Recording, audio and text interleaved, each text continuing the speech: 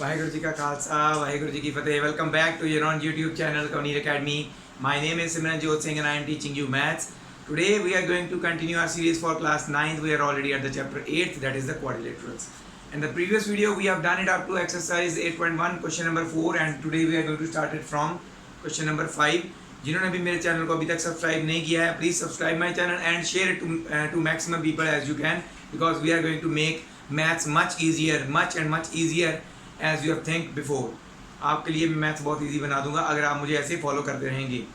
ठीक है, तो आज हम बात करते हैं फिफ्थ क्वेश्चन की. इससे पहले जो हमने फोर्थ क्वेश्चन किया, जस्ट उसका ऑपोजिट में हमने फिफ्थ क्वेश्चन में करना है. फोर्थ क्वेश्चन में हमने क्या किया था, हमें एक स्क्वायर दिया गया था, उसमें डायगोनल्स इक्वल प्रूव करने थे और डायगोनल्स एक दूसरे को बाइसेक्ट करते हैं एट 90 डिग्री, वे भी हमने प्रूव करना था. इसमें क्या है, उसका बिल्कुल ऑपोजिट करना हमने. Show that if diagonals of quadrilateral are equal, show करना है हमने कि जिस क्वाड्रिलेटरल के डायगोनल्स इक्वल होते हैं और बाइसेक्ट भी कर रहे होते हैं एक दूसरे को एट 90 डिग्री, वो एक स्क्वायर होता है. तो एक्चुअल में हमें चाहिए क्या, हमने जो क्वाड्रिलेटरल जिसकी बात कर रहे हैं ये वो है तो स्क्वायर ही, बट हमने ये प्रूव करना है ए बी सी डी, इसके डायगोनल्स हमने बताया है that are equal and bisect each other at 90 degree. Bisect का मीनिंग क्या हुआ, ये सेंटर पॉइंट वो मान लो, बाकी नहीं. ये bisect each other eight right angle का मतलब सभी ये राइट एंगल्स होंगे. बाइसेक्ट का मतलब ये इसके बराबर है, ये इसके बराबर है, ये गिवन है, और ये पूरी ए सी बी बी डी के बराबर है, ये भी हमें गिवन है. बट ये ही नहीं गिवन सिर्फ कि ये एक स्क्वायर है, बस इतना ही नहीं गिवन हमें, बाकी सब कुछ गिवन है. ठीक है, तो ये कैसे प्रूव कर सकते हैं, लेट्स डिस्कस इट. सबसे पहले आप देखिए कि गिवन क्या लिखेंगे आप.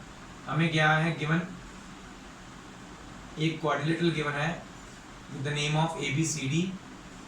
उस क्वाड्रिलेटरल में डायगोनल्स ए सी और बी डी इक्वल हैं और ए सी परपेंडिकुलरली बाइसेक्ट्स, या फिर ऐसे A C and B D, A C and B D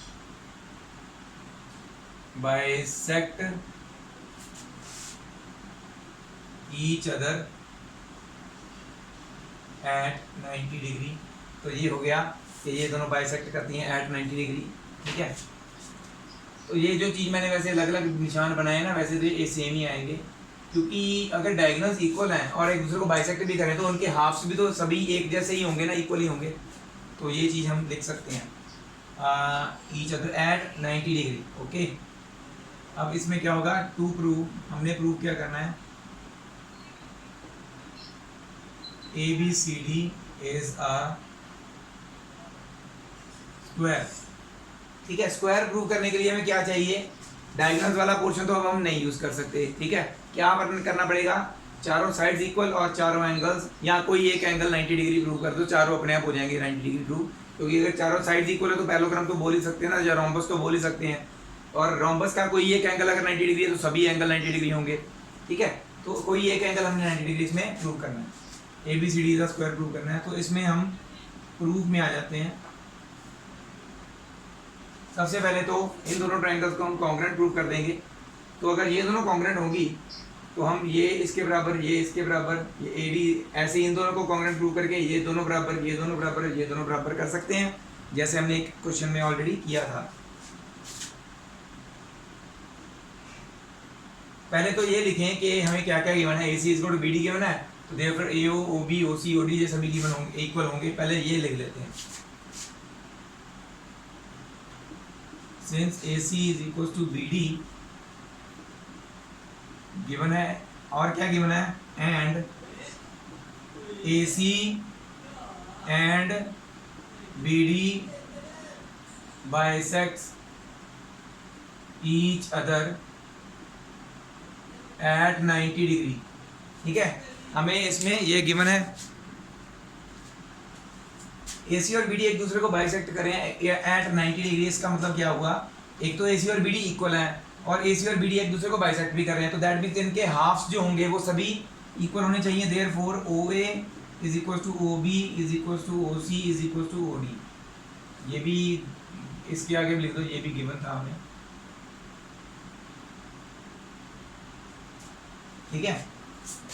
ये यहाँ से क्लियर हो गया, ओ बी ओ डी ओ सी सभी ये आपस में इक्वल हैं। नाउ अब जाते हैं triangle A B O B and triangle A O D. इन दोनों ट्राइंगल्स में कौन कौन सी चीज़ें इक्वल हैं? ओ ए दोनों बराबर हैं, कॉमन मतलब सेम साइड है दोनों ट्राइंगल्स की। O B is equal to O D है, O B is equal to O D है, ये हमें गिवन है, या प्रूव्ड अबव कह लो, है ना, प्रूव्ड अबव लिख सकते हैं।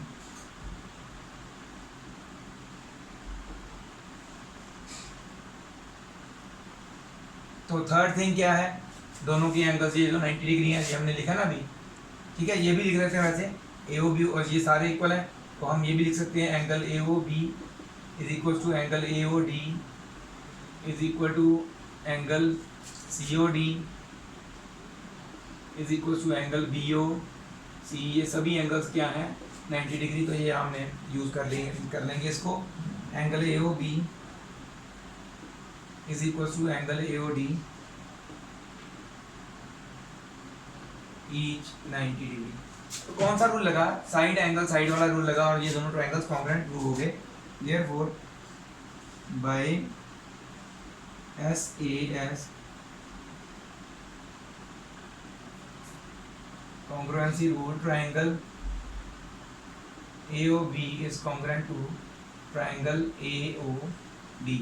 ये दोनों हो गए कॉन्ग्रुएंट प्रूव, तो इनकी साइड AB और AD हम इक्वल लिख सकते हैं। देयरफॉर एंगल सॉरी एंगल ही side AB is equal to AD, ये हो सकता है बाय CPCT। अच्छा देखो, आपने इनके एंगल्स भी हैं जो, वो भी हमने प्रूव करने हैं 90 डिग्री। तो वो कैसे प्रूव होंगे वो भी हम देख सकते हैं कि इसमें और कुछ लिख सकते हैं क्या? हम इक्वल लिखना चाहें अगर तो कुछ लिख सकते हैं क्या? तो वो हम देखेंगे कि इन दोनों ट्रायंगल्स की कौन सी चीज़ हम लिख सकते हैं that are equal to each other, हम उसको हम यूज़ भी कर सकें।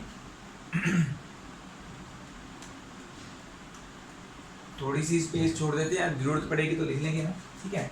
तो इसी तरह से सिमिलरली हम ये दोनों ट्रायंगल्स भी कॉन्ग्रुएंट प्रूव कर सकते हैं, ये दोनों भी और ये दोनों भी, है ना। Similarly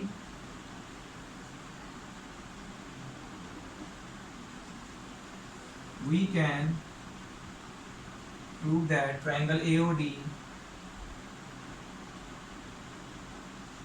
is congruent to triangle COD, comma triangle COD is congruent to triangle BOC, comma triangle नीचे लिख लेते हैं इसको,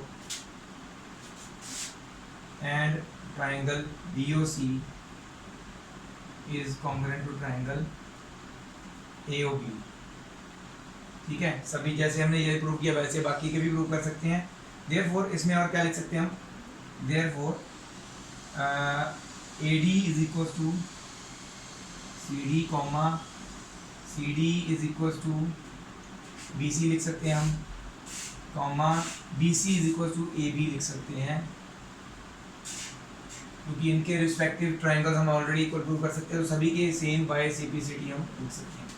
तो ये एक इक्वेशन 1 बन गई, ये 2 बन गई।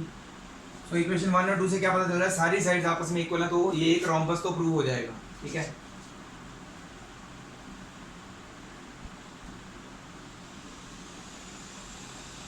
Therefore from equation 1 and 2 AB is equals to BC is equals to CD is equals to AD, सारी sides equal. Therefore ABCD is a rhombus, तो हम इसे बोल ही सकते हैं। रोम्बस प्रूव करने के बाद अब हमें इसको प्रूव करना है कि ये जो हमारा ये जो ABCD है, ये स्क्वायर B है, ये कैसे प्रूव करेंगे? कोई एक ट्रायंगल ले लो AOB, इनमें ये दोनों साइड्स इक्वल है ना, तो हमें पता है कि अगर दो साइड्स इक्वल हैं तो दैट मीन्स उनके ऑपोजिट वाले एंगल्स भी इक्वल होते हैं, है ना। ट्रायंगल में ये एंगल इसके बराबर होना चाहिए, ठीक है। नाउ यहाँ पे लिख देते हैं, now in triangle A O B, A O is equal to B O, ये हमने प्रूव किया था, प्रूव्ड अबव। अगर ये प्रूव किया था तो दैट मीन हम इसमें आइसोसेलेस ट्रायंगल की प्रॉपर्टी लगा सकते हैं। देयरफॉर एंगल 1 और 2 लिख लो इनको। 1 angle 1 is equal to angle 2।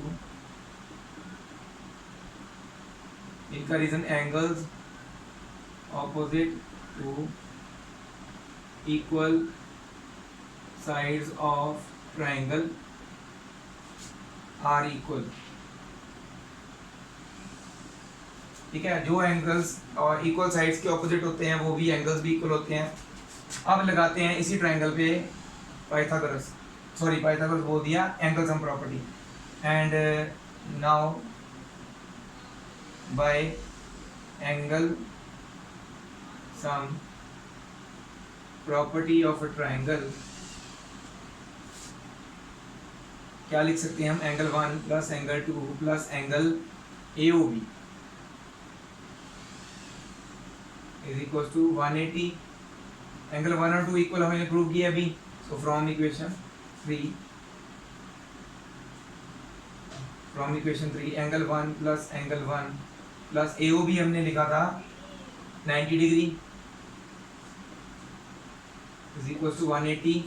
So double 2 times of angle 1 is equal to 180 minus 90 तरह का माइनस में हो गया, और 2 टाइम्स और एंगल 1 हो गया। एंगल 1 इज इक्वल टू इनमें माइनस होकर ये 90 हो जाएगा, 2 इधर मल्टीपल में था इधर डिवाइड में आ जाएगा। तो एंगल 1 45 आ गया। ठीक है, एंगल 1 आ गया 45। सिमिलरली एओडी ट्रायंगल में भी हम एंगल 3 और एंगल 4 को 45 प्रूव कर सकते हैं, सेम वही चीज़ लगनी है। ठीक है, तो ये हम कहाँ पे लिखें? यहाँ पे लिख देता हूँ अगर जगह बचती है तो। Similarly in triangle AOD we can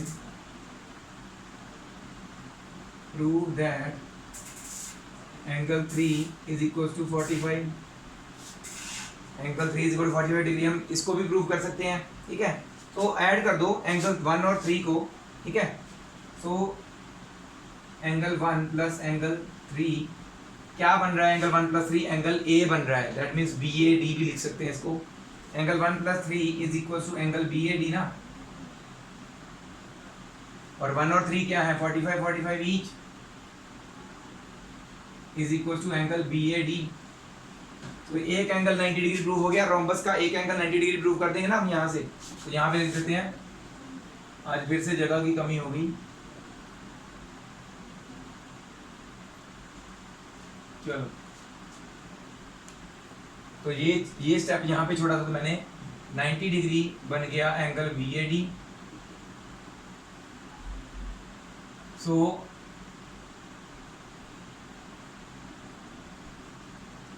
we know that if in a rhombus one angle is 90 degree, then it is a square. So ABCD is a, ये स्क्वायर लिख लेना, ABCD एक स्क्वायर है, ये हो गया प्रूव।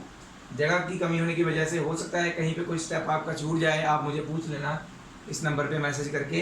अदरवाइज अगर आप नोट कर लेंगे तो दैट्स गुड, इसको नोट डाउन कर लीजिए। We will move on to the next sum now.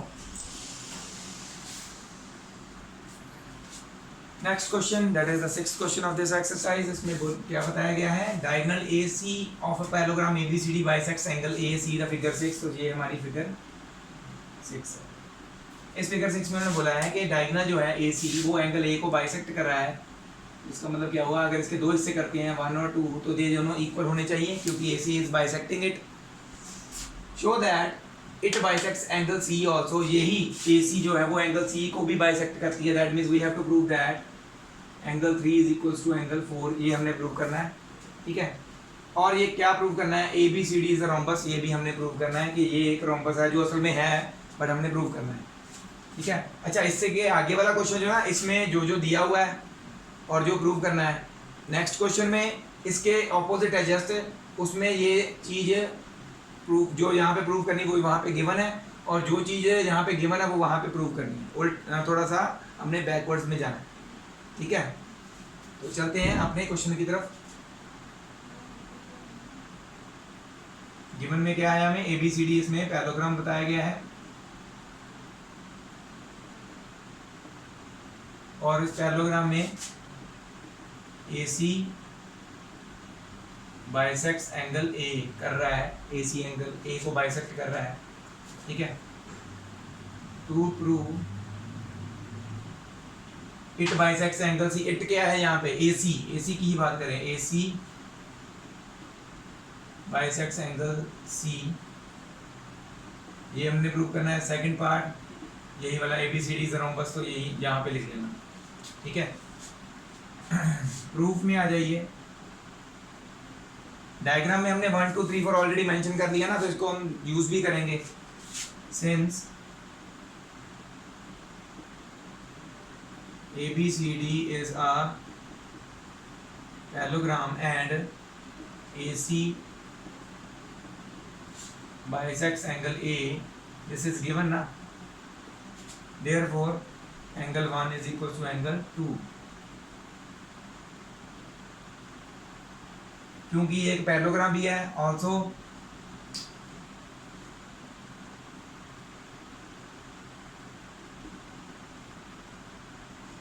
taking AB parallel to CD and transversal AC,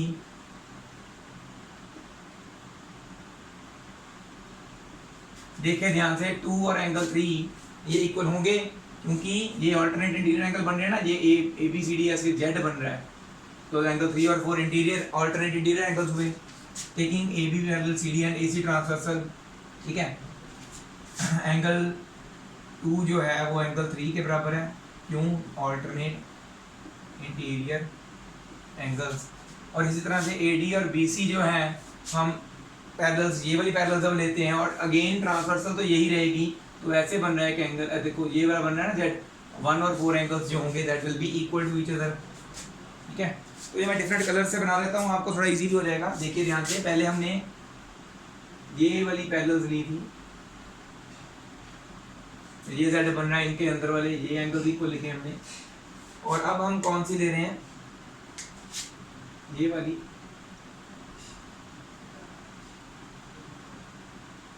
और इनके अंदर वाले ये दोनों एंगल्स इक्वल लिखे हैं, ऑल्टरनेट एंगल्स। मैंने ऑलरेडी बताया था लाइंस एंड एंगल चैप्टर में कि कैसे हम लिखते हैं, जेड या एस बन रहा होता है, ठीक है, ऐसे होता है ना, पैरेलल लाइंस ऐसे होती हैं, या तो ये एस बन रहा होता है इनके अंदर वाले, तो यहाँ फिर ऐसे जेड बन रहा होता है, इनके अंदर वाले एंगल्स दोनों एक जैसे ही होते हैं, ऑल्टरनेट इंटीरियर एंगल्स होते हैं। तो similarly taking AD parallel BC and AC transversal, angle 1 is equal to angle 4, again alternate interior angles। तो देखिए ध्यान से क्या पता चल रहा है, एंगल 1 2 के बराबर है, 2 3 के बराबर है, और एंगल 1 4 के बराबर है ना।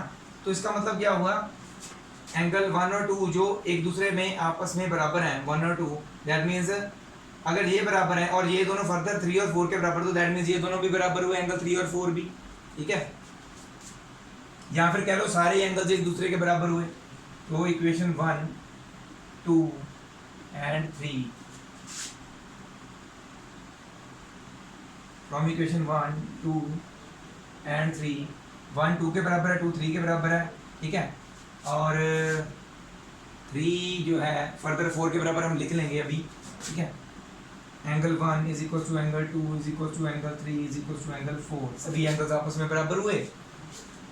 हमें चाहिए था 3 इज इक्वल टू 4, सो वो हमें मिल गया, so that means AC is bisecting angle C also, therefore AC bisects angle C also, एक चीज हो गई prove.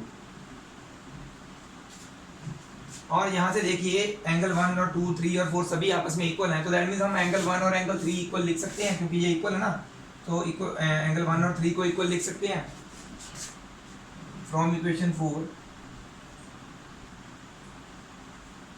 Angle 1 is equal to angle 3। अगर एक ट्रायंगल आप देखो ए सी डी, उसमें दो एंगल्स इक्वल है, तो इसका मतलब इसके ऑपोजिट ये एंगल और सॉरी साइड, ये साइड और ये साइड आपस में दोनों इक्वल होंगी, ए डी और सी डी आपस में इक्वल होनी चाहिए।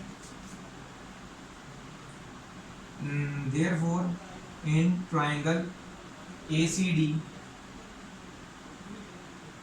ए डी एंगल 1 के ऑपोजिट वैसे है सी डी, ठीक है, सी डी और 3 के ऑपोजिट ए डी, ये दोनों इक्वल हुई because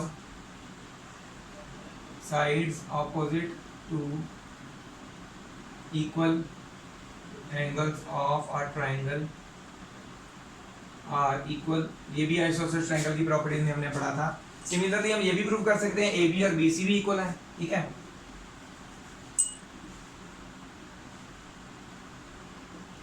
Similarly, we can prove that AB is equal to BC, that means ये दोनों साइड्स भी इक्वल हैं। बट क्योंकि हमें ये बताया गया है कि ABCD का पैरेललोग्राम है, तो इसकी तो ऑपोजिट साइड्स ही इक्वल होती हैं सिर्फ, है ना। But AB is equal to CD है and AD is equal to BC है। इसका reason opposite sides of parallelogram, क्योंकि ये ऑपोजिट साइड्स ऑफ पैरेललोग्राम है, तो क्या पता चल रहा है, ए बी सी डी के बराबर है, सी डी ए डी के बराबर है, ए डी फिर बी सी के बराबर है, बी सी फिर ए डी के बराबर है, दैट मीन्स ये सारी साइड्स भी इक्वल हुई। देयरफॉर ये इक्वेशन 4 तक हम ले चुके हैं, इसको ले लो इक्वेशन 5, इसको ले लो इक्वेशन 6 और ये पूरी इक्वेशन ले लो आप 7। फ्रॉम इक्वेशन 5 6 एंड 7 हमें क्या पता चला, A B is equal to B C is equal to C D is equal to A D, सारी साइड्स इक्वल हैं, therefore A B C D is a rhombus।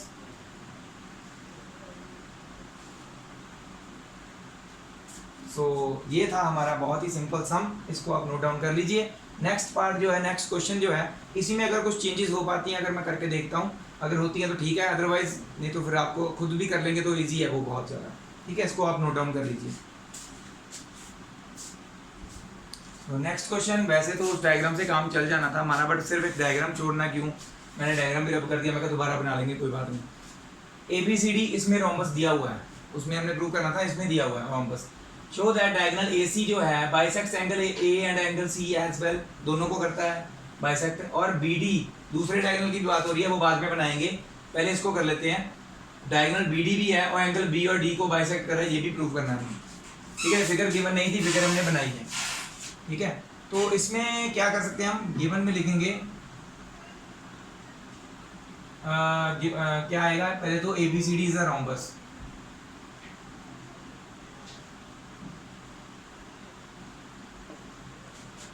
बस इतना ही गिवन है, diagonals की बात करने की जरूरत नहीं, वो जुड़े हुए हैं, अभी अपने आप में पता चल जाएगा। टू प्रूव में आएगा ये diagonal A C bisects angle A and C as well and diagonal B D bisects angle B and D दोनों, ठीक है। ये टू प्रूव में आपने सारा लिख लेना है, तो ये मैं नहीं लिखने वाला हूँ, टू प्रूव आप खुद लिखना, ये सारा लिखना है। तो आ जाते हैं प्रूफ में। सो प्रूफ करने से पहले हमारे पास जो हमने पहले किया था, जैसे हमने पहले किया था कि हमने एंगल्स ऑलरेडी लिखे लिए थे, तो यहाँ पे भी हम लिख लेते हैं एंगल 1 2 3 और 4, मतलब कि एंगल 1 और 2 इक्वल करने प्रूव, और एंगल 3 और 4 भी इक्वल प्रूव करने हैं। तो इसमें कैसे करेंगे, A C bisects angle A and angle C as well. तो सिंस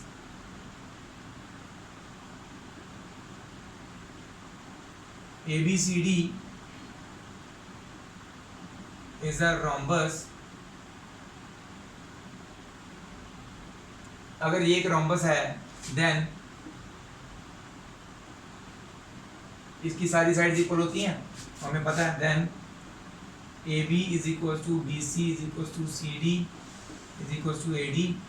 इक्वेशन 1 ले लेते क्योंकि ये आगे काम आएगी, ठीक है। और क्या चीज़ हम लिख सकते हैं, क्योंकि ये एक रोम्बस है, देन इसकी ऑपोजिट साइड्स भी पैरेलल होंगी, A B parallel to C D and A D parallel to B C होगी, ठीक है। तो ये हमने यूज़ करना है। Therefore अगर A B parallel to C D है then angle 2 is equal to angle 3 होगा, and A D parallel to B C है then angle 1 is equal to angle 4 होगा, ठीक है। क्यों? ऑल्टरनेट एंगल्स, पैरेलल्स अलग अलग हैं बट ऑल्टरनेट एंगल्स तो फिर भी वही है ना। एंगल 1 और 2 और 3 और 1 और 4 इक्वल प्रूव कर दिया हमने। Also in triangle ADC, AD is equals to CD, ये हमें कैसे पता चला? From one इक्वेशन से हमें पता चला कि AD is equals to CD है, ठीक है। अगर ये दो साइड इक्वल है किसी ट्राइंगल की, दैट मीन्स उनके ऑपोजिट एंगल्स भी इक्वल होने चाहिए। Therefore angle 1 is equals to angle 3, angles opposite to equal sides of a triangle are equal, ठीक है। सिमिलरली दूसरे ट्राइंगल में भी हम प्रूव कर सकते हैं, एंगल 2 इक्वल टू एंगल 4 है। Similarly in triangle A B सी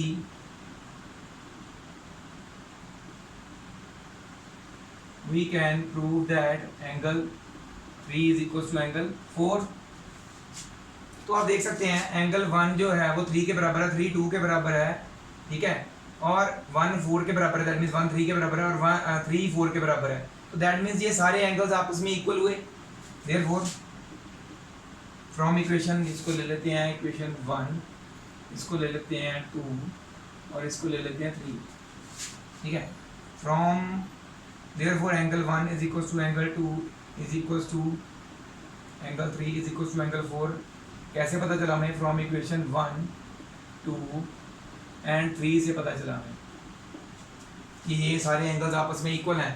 और एंगल 1 अगर 1 2 के बराबर है, 3 4 के बराबर है, तो that means AC bisects angle A and C both, ठीक है ना। therefore AC bisects angle A as well as angle C। ये हो गया प्रूव। एक चीज अब दूसरी प्रूव करनी है। सिमिलरली कैसे करेंगे हम? सिमिलरली करके आप सीधा नहीं लिख सकते, ऐसे सेम प्रूव करना है जैसे मैंने अभी किया है। इक्वेशन 1 दोबारा लेने की जरूरत नहीं है, और ये भी ये चीजें, हाँ, फ्रॉम इक्वेशन 1 आपने ये लिखना है, सॉरी पैरेलल्स दोबारा लिखनी पड़ेगी। Again taking A B parallel C D and AD parallel BC, now the transversal is change। यहाँ पे लिख लेते हैं वैसे AB parallel CD and AD parallel BC, and यहाँ पे लिख लेते हैं ट्रांसवर्सल AC है इसमें। और सेकंड, अब हमने BD प्रूव करना है, तो यहाँ से स्टार्ट हो जाना है, आपने पैरेलल्स वही लेनी है, ट्रांसवर्सल BD हो जाएगी। अगर ट्रांसवर्सल BD है तो इनके एंगल्स जो हैं 4 तक यूज कर चुके हैं हम, 5 6 7 और 8 हो जाएंगे, ठीक है। देखिए आप कौन कौन से अल्टरनेट एंगल्स बन रहे हैं, किन को इक्वल लिख सकते हैं, फिर बाद में कौन से ट्रायंगल्स लेके हम किन एंगल्स को इक्वल लिख सकते हैं, और उसके बाद कैसे हमने BD को प्रूव करना है, that bisects angle B and D। तो ये बाकी का पोर्शन आपने खुद करना है, इतना मैंने कर दिया। ऐसे ही सेम करना है, थोड़ा दिमाग लगाइए कैसे होना है। नहीं समझ में आएगा you can ask me on my number, I will tell you, ठीक है। इसे नोट डाउन कर लीजिए। We will move on to the next question. So आज की जो वीडियो है उसका हमारा लास्ट क्वेश्चन है, ये 8th क्वेश्चन हम करेंगे, उसके बाद वीडियो एंड कर देंगे। आगे वैसे क्वेश्चंस और 4 बचे हैं इस एक्सरसाइज के, वो हम नेक्स्ट वीडियो में करेंगे। तो ये जो क्वेश्चन है फुल का फुल क्वेश्चन आप खुद कर सकते हैं, मैं आपको बताता हूँ कैसे। पहले इसमें दिया क्या हुआ है, ABCD एक रेक्टेंगल है जिसका डायगोनल AC बाइसेक्ट कर रहा है angle A as well as angle C। Show that ABCD is a square. तो एक्चुअल में ABCD एक स्क्वायर है, तो हम स्क्वायर ही ड्रॉ करेंगे, बट प्रॉपर्टीज रेक्टेंगल की यूज करनी है।